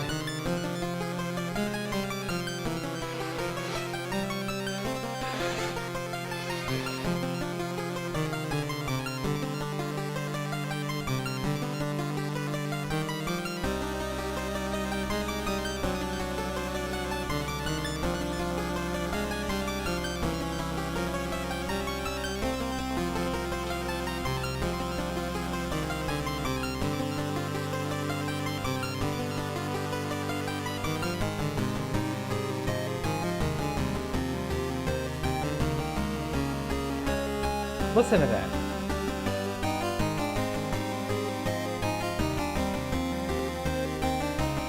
And the most interesting thing, watch this. I'm going to hit start and the music's going to go away, but listen very carefully. Listen very carefully. Turn your speakers up. Turn your speakers up.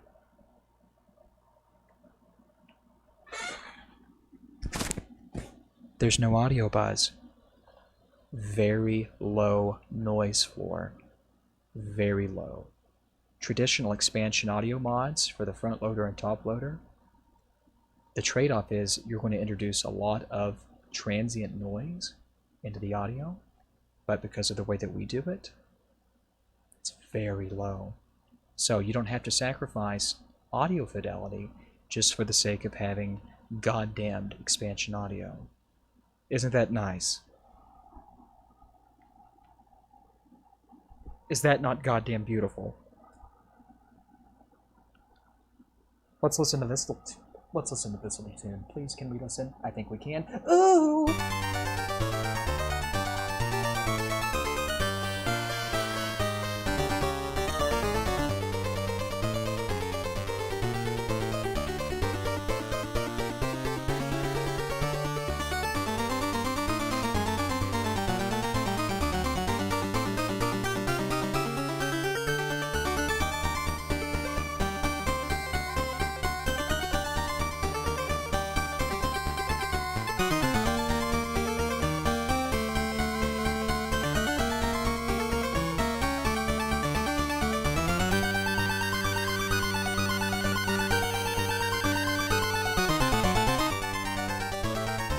Okay, okay, okay.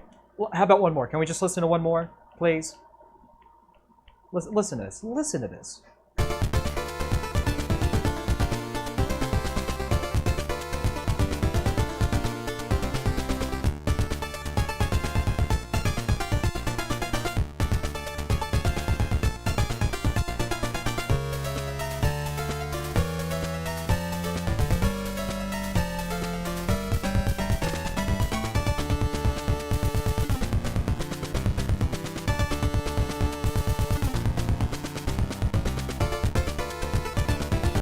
Anywho, let's see.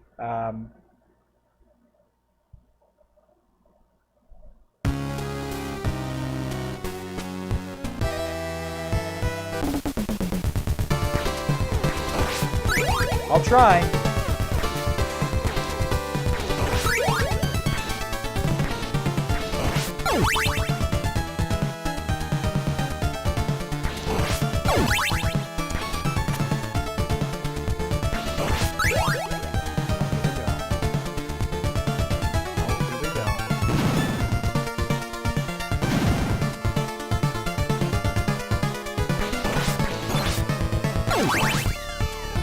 I love that part. I love the soundtrack. You know, and the fact of the matter is, the NES equivalent, or the NES equivalent of Castlevania 3 uses the MMC5 mapper. Now, the MMC5 mapper does support traditional sound channels, but of course, the American system couldn't take advantage of that. Nonetheless, the soundtrack of the American system of Castlevania 3 is good too. It's just a different kind of good, in my opinion. Just a different kind of good. Oh, you can't hear me? You can't hear me?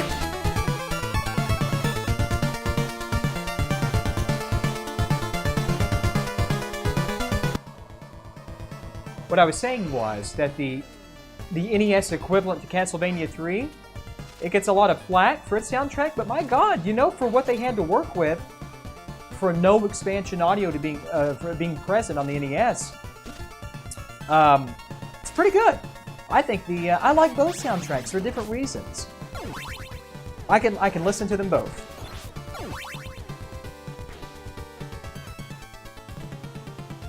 Absolutely, the NES equivalent has a great soundtrack. I will not talk crap about it.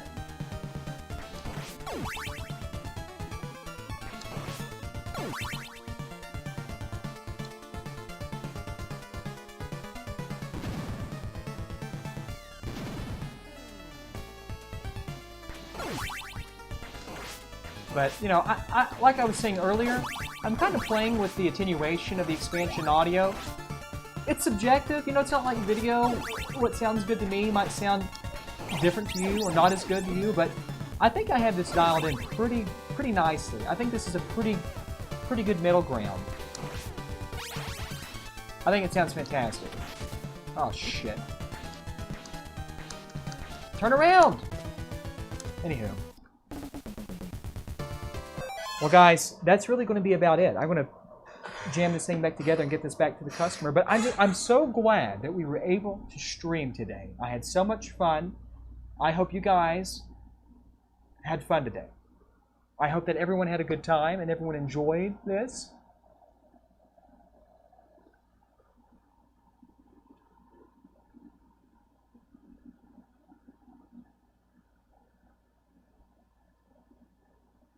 I'm just checking chat.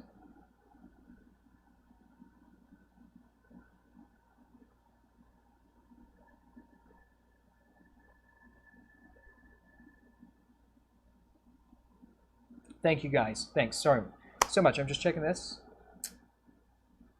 You know, other stuff that's going on. I have a few of these. Dan Kuntz of Citrus 3000, Black Dog Technology. He is sending me a new version of a flex cable for the PS1 digital.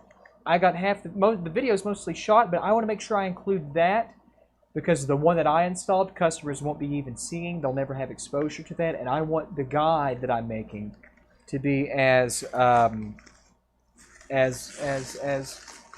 faithful as it can be to what you guys will actually be using and installing yourselves. Nonetheless, I do want to talk very briefly. I'm not even going to talk about it. I'm just going to tease it.